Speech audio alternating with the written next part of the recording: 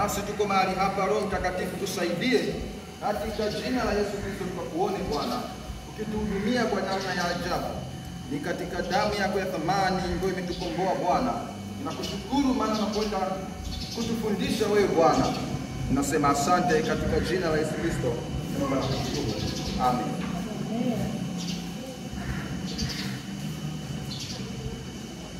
Pale ulipochukua kalamu, daftari imeandaa. Wiki iliyopita tulikuwa tuna mfululizo wa masomo kujifunza kuhusu kurudiwa na Bwana. Lakini leo tutakwenda kuangalia somo la tofauti kidogo.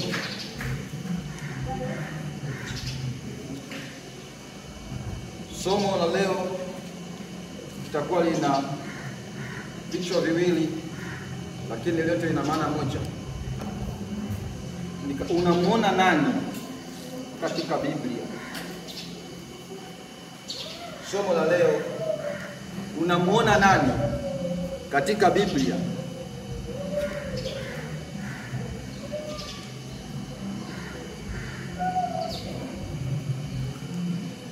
Weka mkwaju au kichwa kingine kinasema unamuona nani unapojifunza Biblia au neno la Mungu. Unapojifunza neno la Mungu, unamuona nani au unamuona nani katika Biblia?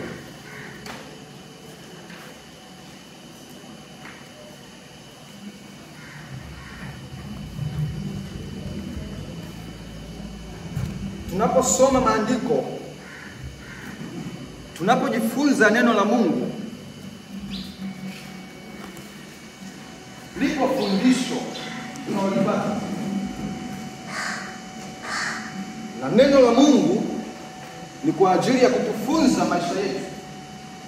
Lakini swali ni je, unaposoma maandiko, unapojifunza maandiko, unaposikia Injili, unamuona nani hasa? Je, ni nani unamuona katika Biblia?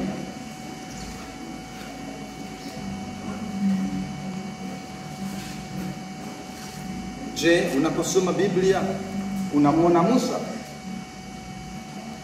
Au unamuona Elia? Au unamuona Elisha? Au unamuona mfalme Daudi? Au unamuona Samuel? Au unamuona Yona?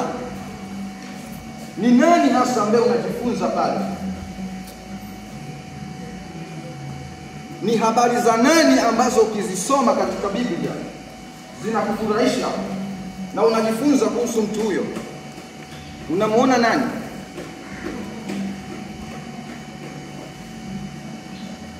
Lakini kama ukisoma Biblia ukapata fundisho kuhusu mtu mwingine na si Yesu, basi macho yako yatakuwa hayajafunguka sawa sawa.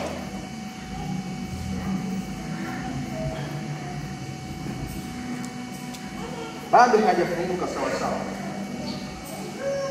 Kwa sababu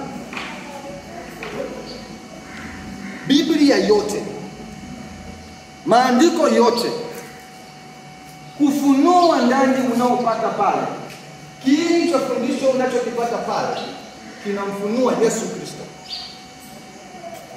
Kwa hiyo hata kama ni habari za Musa utazisoma, lakini Mungu hataki tujifunze kuhusu Musa. Mungu hataki tujifunze kuhusu Daudi. Mungu hataki tujifunze kuhusu Elia. Kiini cha fundisho pale tunachokipata, tunapaswa tumuone Yesu ili uielewe Biblia. Unapoisoma ili ulielewe neno la Mungu katika ufunuo sawasawa na aliyokusudia Mungu. Utasoma habari za Ibrahimu, lakini katika Ibrahimu habari zile unapaswa kupata ufunuo unaomhusu Yesu. Kwa hiyo utasoma habari ya Musa, lakini katika mambo yale ya kuhusu habari za Musa unapaswa upate fundisho linalomhusu Yesu. Ukisoma katika mtazamo huo, utakuwa umeelewa nini neno la Mungu linataka wewe ujifunze.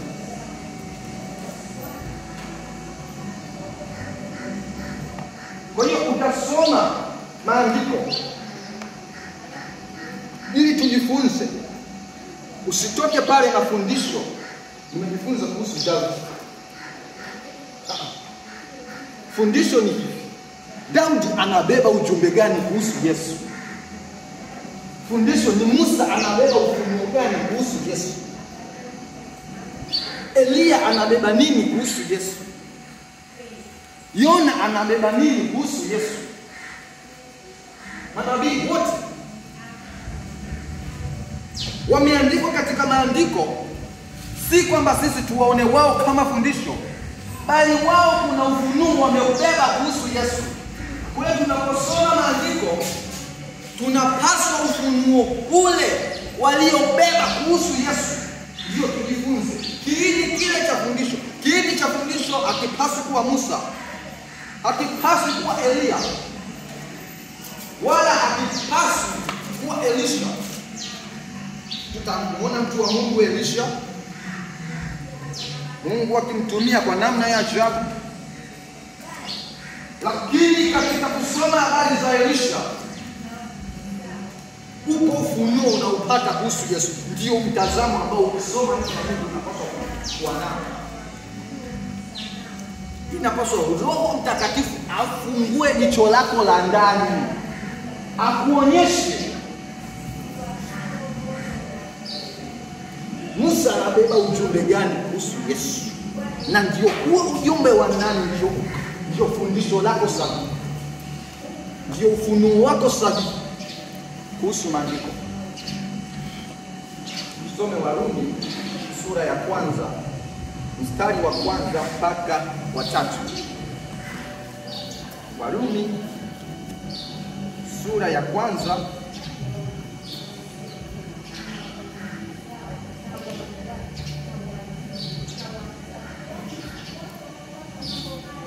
mstari wa 1 mpaka wa 3.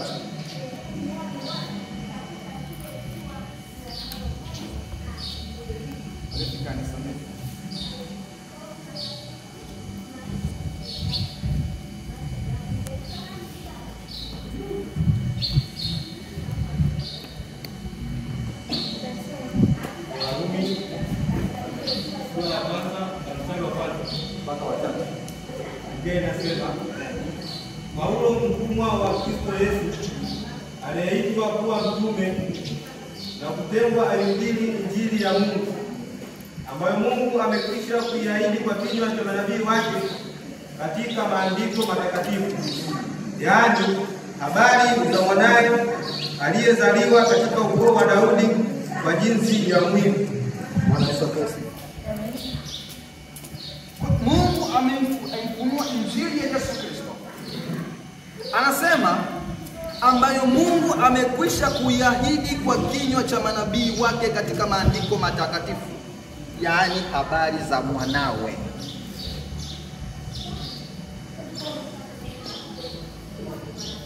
Maandiko yote yaliyoandikwa pamoja na unabii wote walioutamka manabii, si kwa jinsi yao wenyewe, bali lengo ni kuhusu habari za mwanawe ambaye ni Yesu Kristo. Neno lote la Mungu, Biblia yote, kusudi kuu la neno la Mungu, kusudi kuu la maandiko kushuhudia habari za Yesu Kristo tu na si habari za mtu mwingine. Si habari za Musa, si habari za Elia. Ni habari za mwanawe tu Yesu Kristo. Kwa hiyo Mungu akawafunua manabii, akawaleta manabii ili washuhudie habari za mwanawe.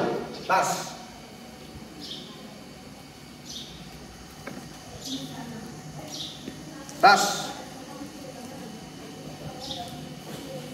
hebu tusome Luka 24:25 mpaka 27. Luka 24:25 mpaka 27.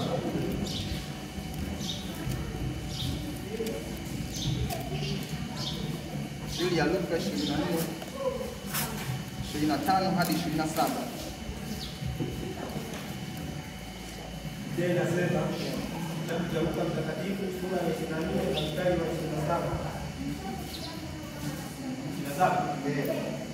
Je, inasema akaanza kutoka Musa na manabii wote, akawaeleza katika maandiko yote mambo yaliyomhusu yeye mwenyewe.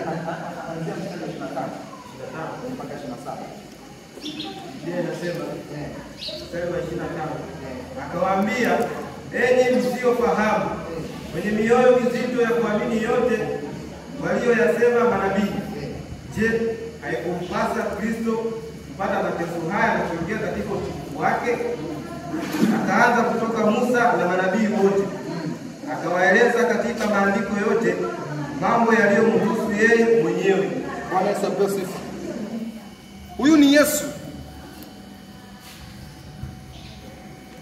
Huyu ni Yesu. Anasema akaanza na manabii wote. Anajieleza sasa, anajifunua sasa ili kuwasaidia wapate ufundisho, wapate ufunuo sahihi kuhusu yeye, kwa sababu hawamjui.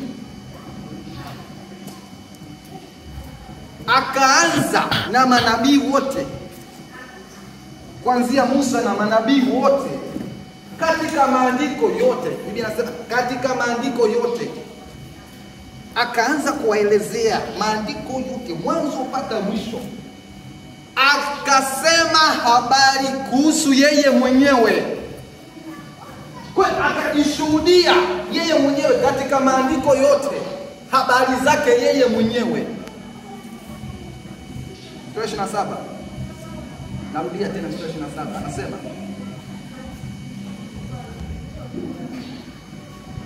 akaanza kutoka Musa na manabii wote, akawaeleza katika maandiko yote mambo yaliyomhusu yeye mwenyewe.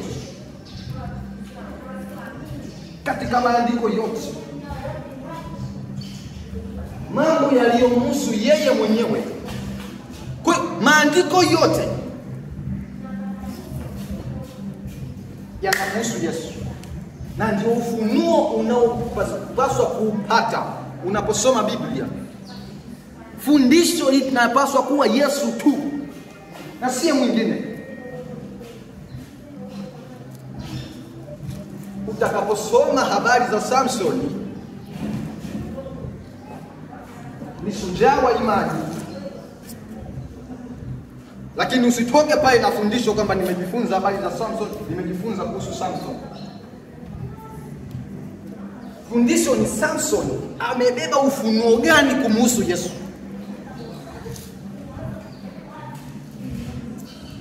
Amebeba ufunuo gani unaomhusu Yesu? Popote pale katika maandiko, hata kama story ni za watu wengine, lakini kiini cha fundisho ni Yesu Kristo. Kwa hiyo unahitaji Roho Mtakatifu mwenyewe akusaidie, akufungue macho ya ndani, ili kila unaposoma ujue inabeba ujumbe gani kuhusu Yesu.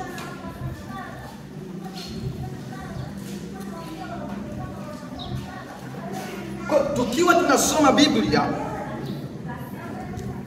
na tunatoka na fundisho la watu tuliowasoma, mashujaa tuliowasoma, bado hatujaelewa maandiko vizuri, bado hatujalijua neno la Mungu sawa sawa. Napenda Yesu Kristo alipowahudumia wanafunzi wake. Wanafunzi wake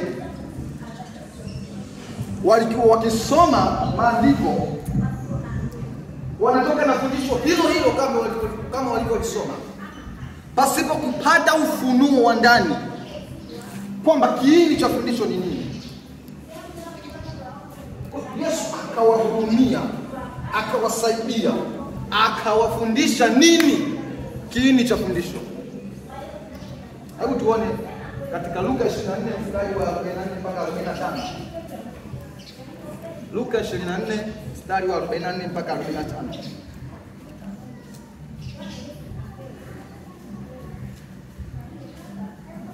Luka 24 mstari wa 44 mpaka 45.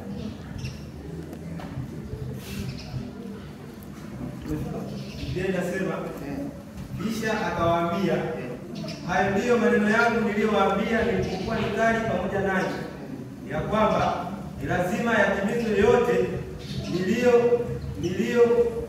niliyoandikiwa katika Torati ya Musa na katika manabii na Zaburi. Ndipo akawafunulia akili zao wapate kuelewa na maandiko. Anasema inabudi yapatwe kutimia yote niliyoandikiwa katika Torati ya Musa, katika manabii, vitabu vyote vya manabii, maandiko yote ya manabii na Zaburi niliyoandikiwa mimi. Mambo yangu yapaswa kutimia. Akawasaidia. Mstari wa 45 anasema, ndipo akawafungulia akili zao wapate kuelewa na maandiko. Akawasaidia wanafunzi wake, akawafungulia akili zao. Nimefundisha pale kusema akawafungulia akili, ni ufahamu pale, ufahamu wa ndani wa kuelewa, ufahamu wa rohoni. Kwa akawafungulia ufahamu wao wapate kuelewa na maandiko. Akawasaidia wanafunzi wake, akafungua akili zao, akawasaidia kupata ufahamu wao wa rohoni wapate kuelewa na maandiko. Sasa naposema akawafungulia akili wanafunzi ili wapate kuyaelewa na maandiko, haina maana kwamba wanafunzi wake walikuwa wanasoma maandiko hawaelewi, ila walikuwa wanasoma, wanaishia kupata fundisho lile lile kama wanavyolisoma. Wanatoka na habari za Isaya, wanatoka na habari za Musa. Tumejifunza kuhusu Samson. Kwa ndivyo walipokuwa wakisoma maandiko. Kwa Yesu akawasaidia hicho la ndani ili wapate kuelewa na kujua. Akawafungulia fahamu zao wapate kuelewa maandiko. Fahamu zao zikafunguka sasa. Wakajua kumbe sisi tulikuwa tunatoka na fundisho la nabii. Tunatoka na fundisho la shujaa fulani wa imani katika Biblia. Kumbe kiini ni wewe. Tumeelewa sasa mwalimu. Kumbe yote yale tuliyosoma, ufunuo wa ndani tumeupata. Akawafungulia wakaelewa sasa. Kumbe yote yanamhusu Yesu. Akawafungulia ndipo akaelewa na maandiko yanahusu nini, kwamba yanabeba ufunuo kuhusu Yesu. Kumbe tumeelewa, tulikuwa tujui. Siku zote tukisoma maandiko tunatoka na habari za Musa, tunajifunza kuhusu Musa, tunajifunza kuhusu Elia. Hawajaelewa hao. Ngoja niwafungulie akili zao wapate kuelewa sasa ufunuo wa ndani ni nini ambacho Elia anabeba nini kuhusu mimi, Musa amebeba nini kuhusu mimi. Kuna ufunuo pale, kuna fundisho. Akawafungulia fahamu zao wakaelewa na maandiko kwamba yote kumbe yanamnena Yesu, kumbe yote yanamfunua Yesu. Tumeelewa sasa, wakaelewa. Akawafungulia fahamu zao, akawafungulia akili zao, wakajua. Bwana Yesu apewe sifa. Wakajua.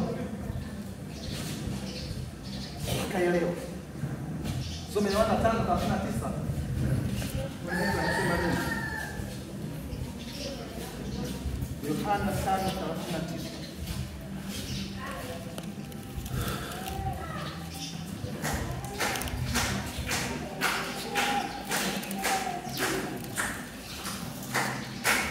Yohana 5:39.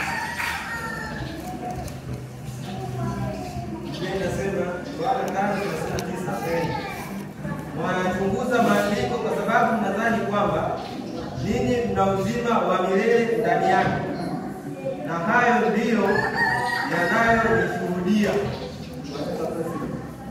Yesu, mnayachunguza maandiko mkidhani kwamba ninyi mna uzima katika hayo maandiko, msijue kwamba maandiko hayo yote ndiyo yananishuhudia mimi. Kwa nini hamuelewi? Mnayachunguza maandiko mkidhani mna uzima katika maandiko, msijue kwamba uzima ni mimi.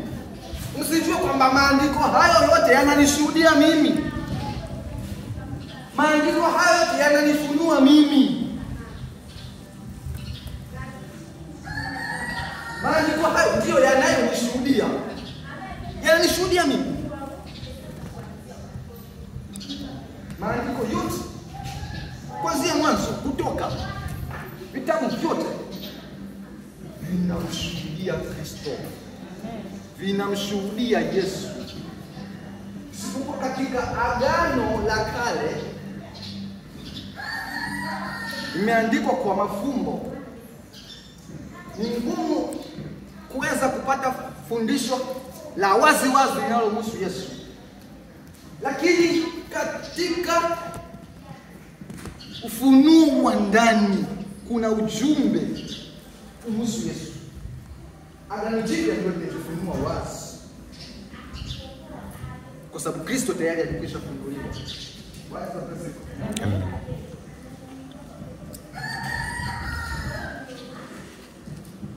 Kwa hiyo yote unapojifunza Biblia, jifunze huku ukiwa unataka kujua kwamba imebeba nini kuhusu Yesu. Tangu bustani ya Eden, Mungu aliposema Shetani mwanadamu alipoanguka, Mungu akasema uzao mwanamke utakuponda kichwa.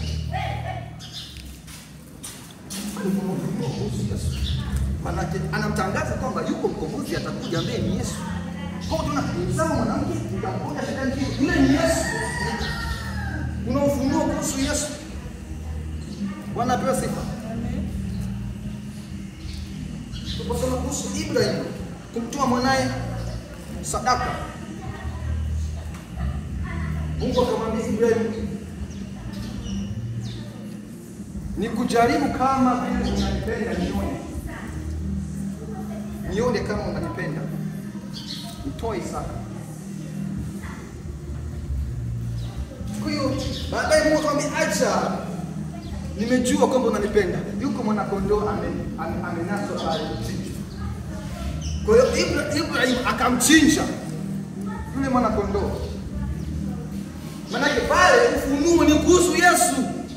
Mwana kondoo aliyechinjwa inamfunua Yesu.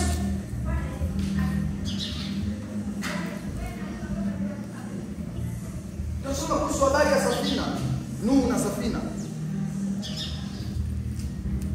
Ghafla gharika ikaja. Watu walikuwa wakioa na kuolewa. Ghafla inabeba ufunuo kuhusu Yesu.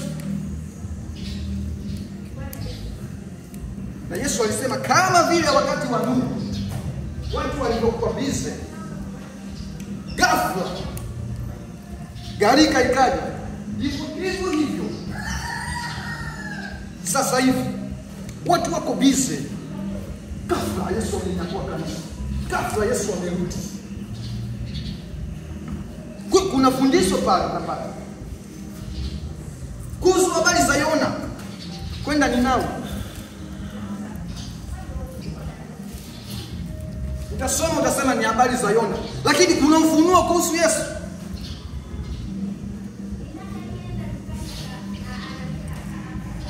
Yona alitumwa akahubiri Ninawi, akamezwa na samaki siku 3. Kwa hiyo alipoenda kuhubiri injili watu wa Ninawi kwamba nilikaa katika tumbo la samaki siku 3, ishara ile walitubu. Na Yesu Kristo anasema watu wa kizazi cha sasa hawatapata ishara yote isipokuwa ishara ya Yona, kwamba kama vile alivyokaa siku 3 katika tumbo la samaki, na ishara ile ilitosha kabisa kuwafanya Ninawi wakatubu. Vivyo hivyo sasa mwana wa Adamu alikufa siku ya 3 akafufuka. Kwa ishara hiyo tutaihubiri kwamba Yesu Kristo amekufa siku 3 akafufuka. Ishara hiyo inabeba ujumbe wa kuamini. Kwa hiyo Yona amemfunua Yesu.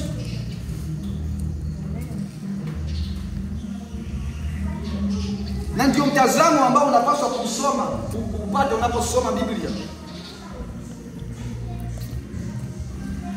Ufunua ndani kuhusu Yesu. Unabeba ujumbe gani kuhusu Yesu? Huo ndio mtazamo ambao unapaswa kupata. Vitabu vyote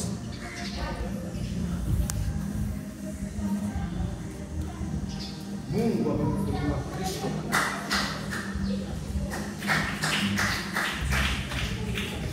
Tusome haraka Hosea 11:1. Hosea 11:1.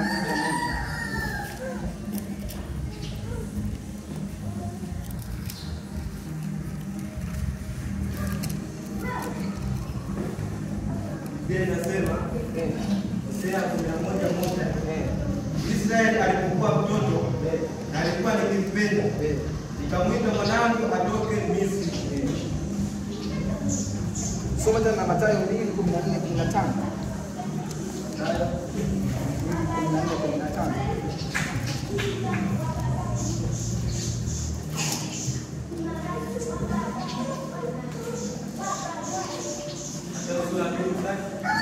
Mathayo sura ya 2:14-15.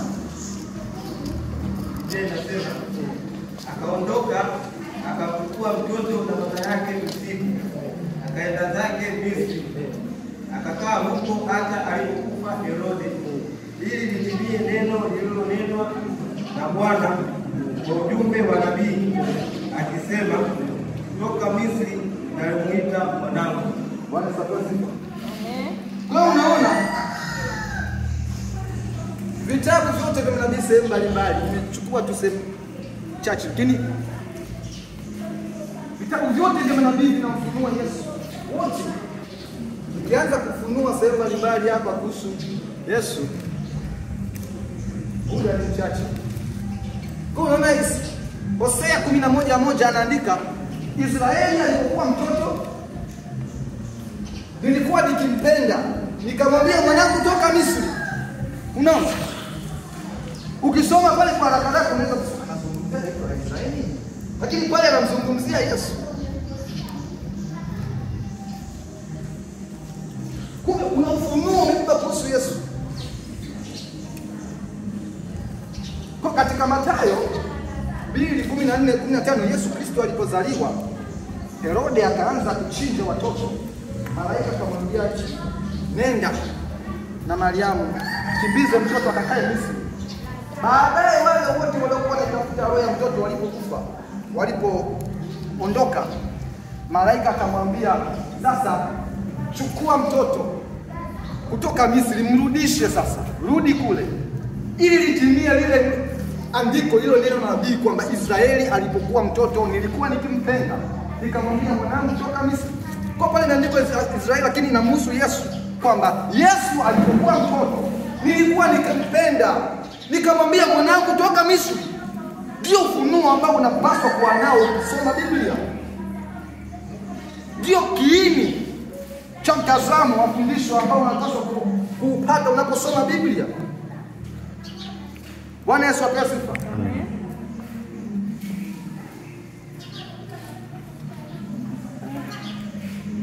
Tutazame mambo mbalimbali yanayofunua Yesu Tuangalie, andika Kristo kama mwamba.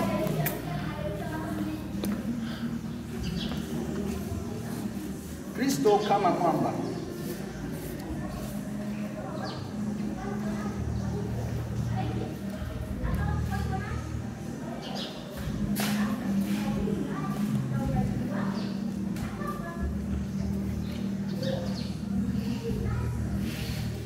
Wakorintho wa kwanza 14. Wakorintho wa kwanza 14 nitasoma. Inasema wote wakanywa kinywaji kile kile cha roho, kwa maana waliunywea mwamba wa roho uliowafuata, na mwamba ule ulikuwa ni Kristo. Wote wakanywa kinywaji kile kile cha roho, na ule mwamba ulikuwa kuwafuata ulikuwa ni Kristo. Wana wa Israeli walipokuwa safarini kutoka Misri kuelekea nchi ya ahadi, wakiwa jangwani, huko mwamba ulikuwa ukiwafuata kwa ajili ya kuwapa maji. Na Paulo mtume anasema kumbe mwamba ule uliokuwa ukiwafuata kumbe ulikuwa ni Kristo. Na katika mwamba ambao ulikuwa kuwapa maji, maji yanawakilisha uzima. Yesu Kristo anasema mimi ninayo maji ya uzima ambayo mtu akinywa kwa ataona. Kumbe Kristo ana maji ya uzima. Maji yanawakilisha uzima. Kwa ukisoma, hebu tusome Kutoka 17:3 mpaka 6.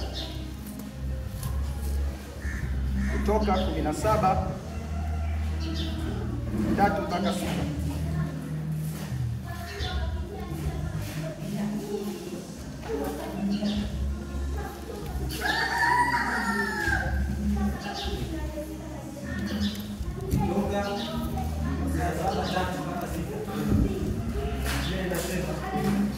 Watu wakawa na kiu huko, nao wakamtumikia Musa wakasema, mbona umetupandisha kutoka Misri kuwa sisi na watoto wetu na wanyama wetu kwa kiu? Musa akamlilia Bwana akisema, niwatendee nini watu hawa? Bado kidogo nao watanipiga kwa mawe.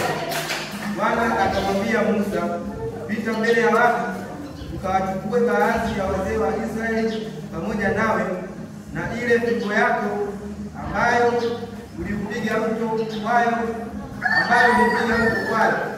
uitwae mkononi mwako, ukaende.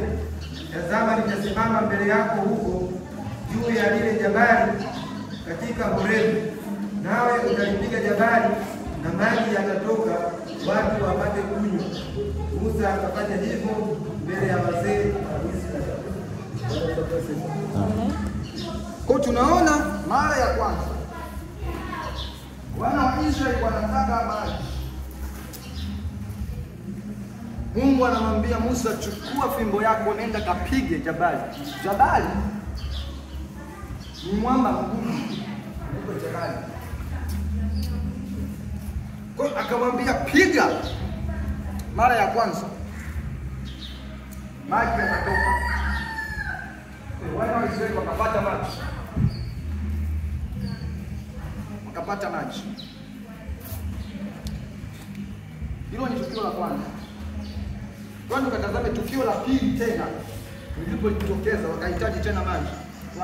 Tusome Hesabu 20 kuanzia mstari wa 3 mpaka 12.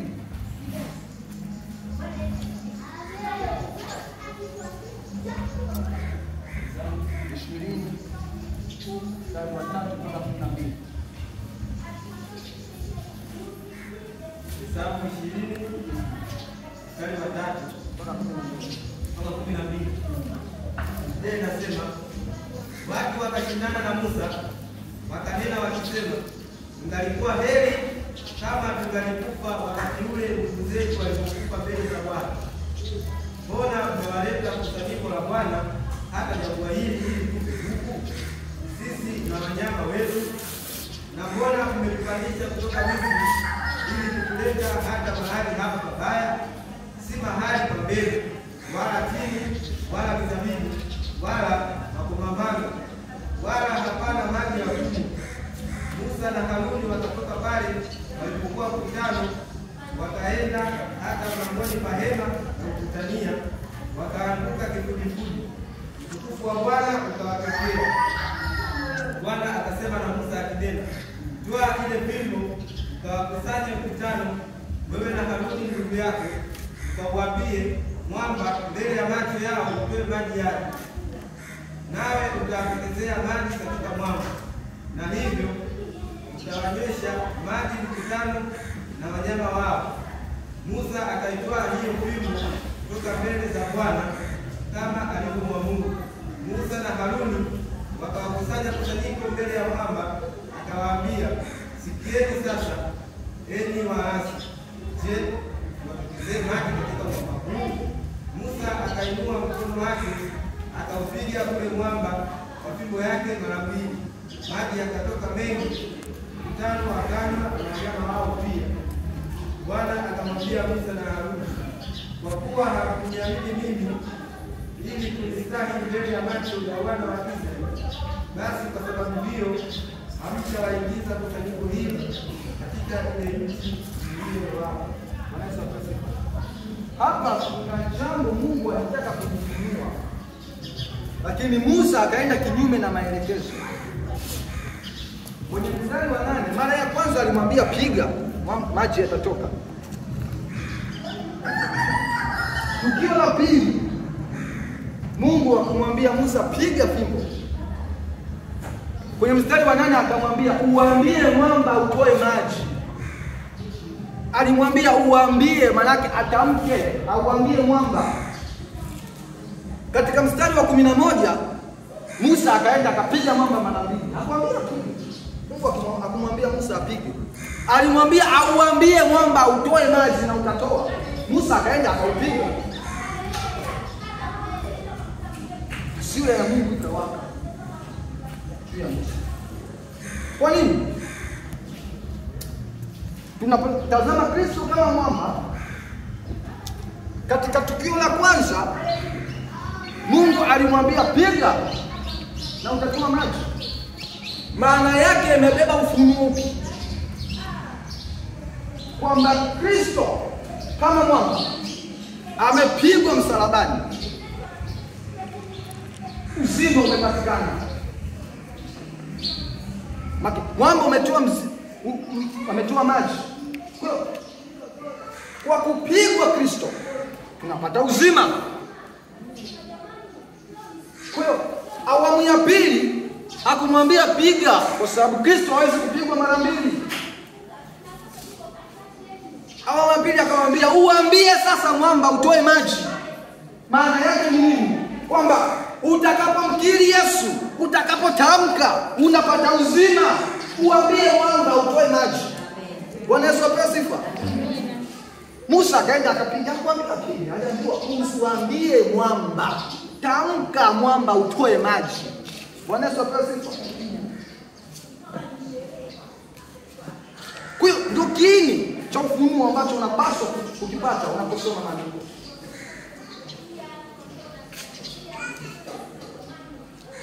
Kiini. Tasoma habari za Musa, lakini pale kuna ufunuo kuhusu Yesu, na ndio pointi ya Mungu anataka uipate hapo. Usitoke na habari za Musa tu, toka na ufunuo unaombeba Yesu, unaomhusu Yesu.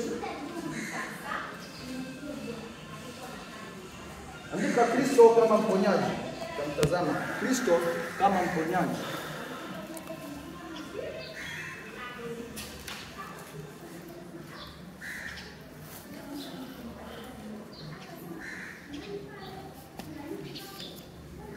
Yesu ameonekana kama mponyaji. Tusome Hesabu 21 kuanzia mstari wa 5 mpaka wa 9.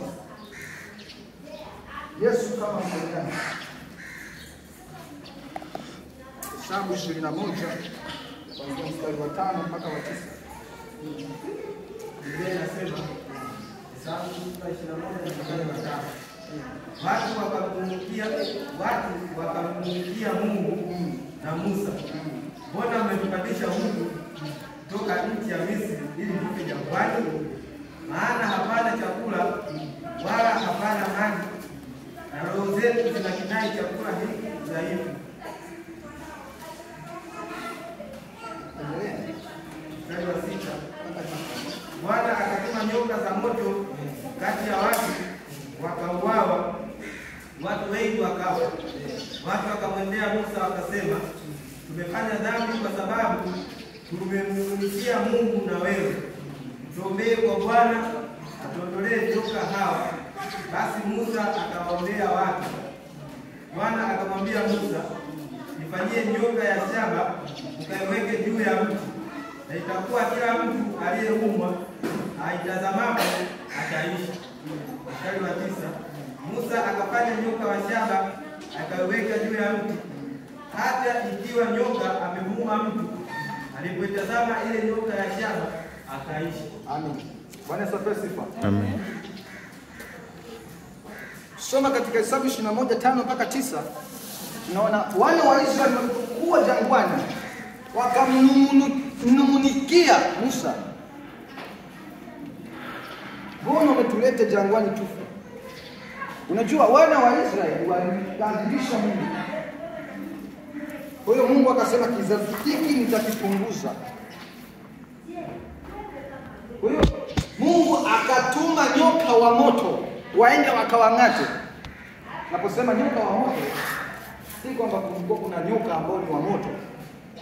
Jangwani kuna wale nyoka ambao wanakaa katika jangwa, wana rangi kama ya moto hivi. Hao huwaga wanafanana na ule mchanga wa bahari, wanajificha katika ule mchanga. Kwa hiyo unaweza ukapita jangwani kwa sababu ni mchanga, kumbe amejificha, ukamkanyaga hivi na akakuuma. Kwa hiyo wakati wana wa Israeli wananung'unika kuhusu Musa, Mungu akakadhibika, akawakusanya hao nyoka wa moto, akawaelekeza waende katika kambi ya Israeli ili waende wakawaume kwa sababu ya manung'uniko yao. Kwa hiyo walipokuwa waking'atwa na wale nyoka wanakufa, wakalia, sasa tusamehe, tumetenda dhambi. Ndipo Mungu akamwambia Musa, fanyika nyoka ya shaba, ukaipandishe juu ya mti pale. Nyoka ya shaba uipandishe juu ya mti, kila atakayemtazama hata kama ameumwa, ile sumu kabla hajafikia tu ya kumuua, atakapoitazama ile nyoka ya shaba ataishi, atapona, atapata uponyaji. Kwa hiyo tunaposoma kuhusu nyoka ya shaba, baadaye wana wa Israeli wakataka kuifanya ile nyoka ya shaba kama chanzo cha ibada, lakini hakuwa mpango wa Mungu. Mpango wa Mungu alikuwa anabeba ufunuo, hata kumfunua Yesu kama mponyaji. Akamwambia Musa, weka nyoka ya shaba juu ya mti, kila atakayetazama ile nyoka ya shaba ataishi. Imebeba ufunuo kuhusu Yesu. Hebu tusome Yohana 3:14. Tusome Yohana 3:14.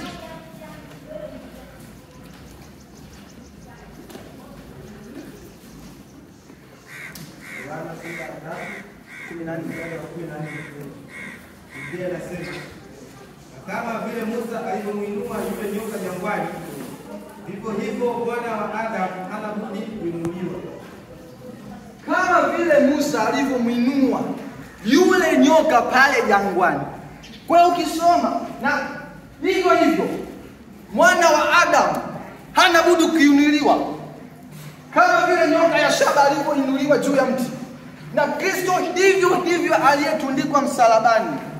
Haijalishi ni nini unapitia, haijalishi ni magonjwa gani. Nifundisha kuhusu ukombozi kwamba pale msalabani Kristo, ukombozi uliopatikana pale, ametukomboa na magonjwa. Sawa?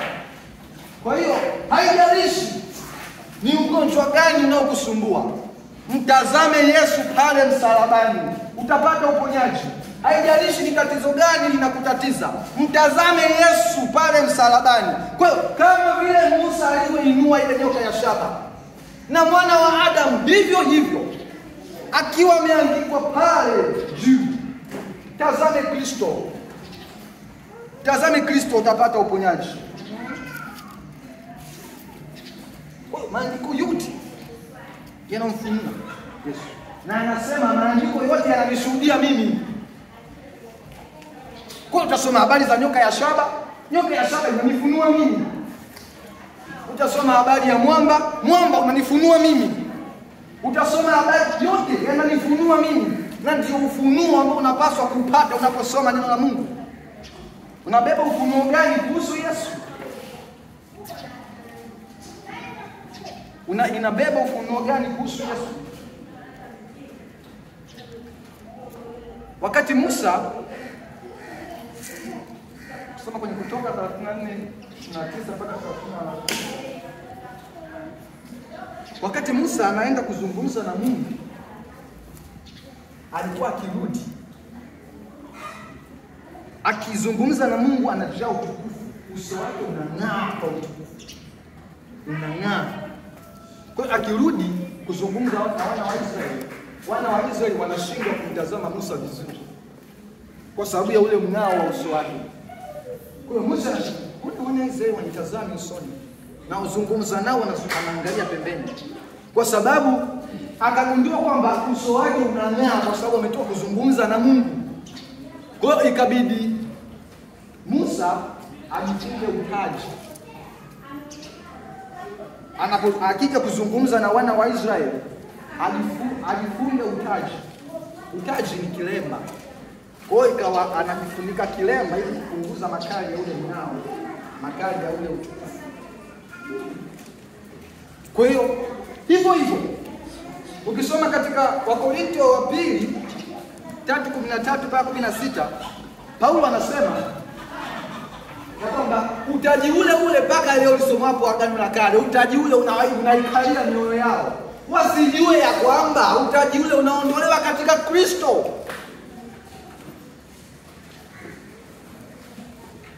Wasijue kwamba kilemba kile kinaondolewa katika Kristo. Anasema sisi kama uso usiotiwa utaji, yani sisi kama uso usiotiwa kilemba, tunaingia mbele za Mungu kama tukitazama katika kioo, tunatoka utukufu hata utukufu.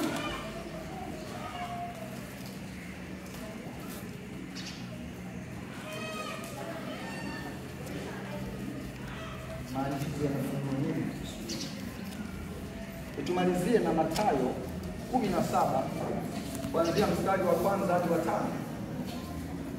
Mathayo 17 mstari wa 1 hadi wa 5.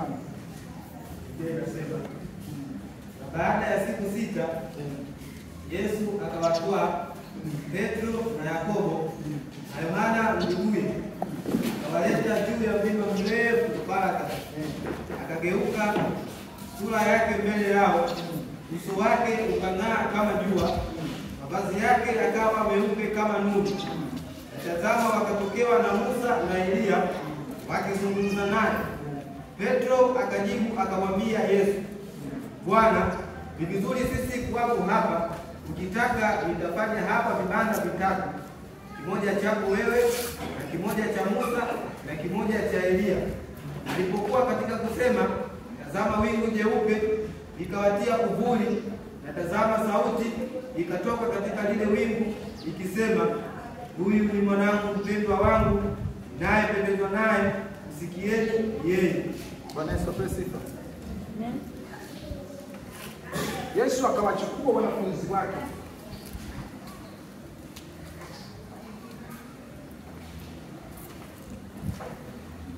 Petro, Yakobo na Yohana, wakaona maono.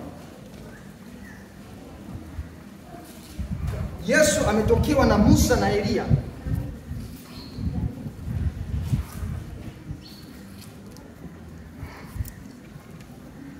Petro akasema, tufanye tufanye basi vibanda vitatu, kimoja chako wewe Yesu, kingine cha Musa na kingine cha Elia. Unajua tutakapoenda mbinguni, tutakapofika mbinguni, haitakuwa kwamba tumeanza kushangana, kumbe na wewe upo, na wewe umefika. Sote tutajuana kwa sababu sote ni wamoja katika Kristo, tumeumbwa katika roho moja. Kwa hiyo utamjua, haitakuwa tukio la kwanza kushangana. Kwa hiyo Petro akaona Musa na Elia. Nani aliyemwambia kwamba yule ni Musa na Elia? Musa amekufa miaka mingi, Petro hajazaliwa. Elia amekufa miaka mingi, bado Petro hajazaliwa. Hajawahi kujua sura ya Elia ikoje, sura ya Musa ikoje. Lakini katika maono yale akasema tujenge vibanda vitatu, kimoja cha Musa na kingine cha Elia. Nani aliyemwambia kwamba yule ni Musa na Elia? Ni ufunuo ndani aliyopata. Lakini lengo la maono yale ni nini? Kwa sababu mitazamo yao huwa wanapenda kujifunza kuhusu manabii. Kwa hiyo lengo la maono yale ni katika kuwarekebisha sasa fahamu zao, waelewe sasa kwamba tokeni katika mtazamo huo. Wana wa Israeli wanamweka Musa mbele, Musa na manabii Elia. Kwa hiyo sauti ikatoka sasa, huyu ndio mwanangu mpendwa ninayependezwa naye, msikieni yeye. Maana yake Yesu, msikieni Yesu tu, sio Musa, sio Elia. Yesu huyu peke yake ndio wa kusikilizwa. Sikieni yeye, jifunzeni kwake yeye, sio kwa mwingine yoyote. Yesu alisema mimi ni mpole wa moyo, jifunzeni kwangu. Unapaswa kujifunza kwa Yesu tu na sio kwa mwingine. Na ndio ufunuo unaopata unaposoma Biblia, sio habari za mtu mwingine yoyote. Unapenda kuhubiri habari za nani hasa? Unafurahishwa hasa na habari za nani? Kama ni watu wengine, kama ni manabii wengine, basi weka kando, jifunze kuhusu habari za Yesu. Amen. Huyu ndio mwanangu mpendwa ninayependezwa naye. Ni yeye tu wa kusikilizwa. Ndio maana Mungu akawaonyesha maono kwamba katika fahamu zao jinsi ambavyo mlikuwa mkimtukuza Musa, mkimtukuza Elia, sasa wakati umefika, sasa wekeni kando. Ni Yesu tu wa kutazamwa. Msikieni yeye. Bwana asifiwe. Kwa hiyo unaposoma Biblia unamuona nani? Somo la leo kwa. Unamuona nani unaposoma maandiko? Unapata ufunuo gani unaposoma maandiko? Bwana asifiwe. Amen. Mpaka hapa nafika tamati somo hili. Nakaribisha maswali.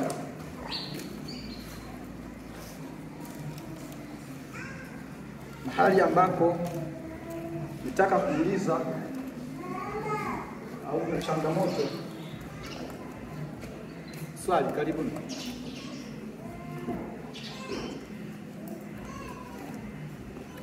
Napendeza tunapojifunza pia tunakuwa tunauliza maswali na majibu, tunazidi kuelewa zaidi.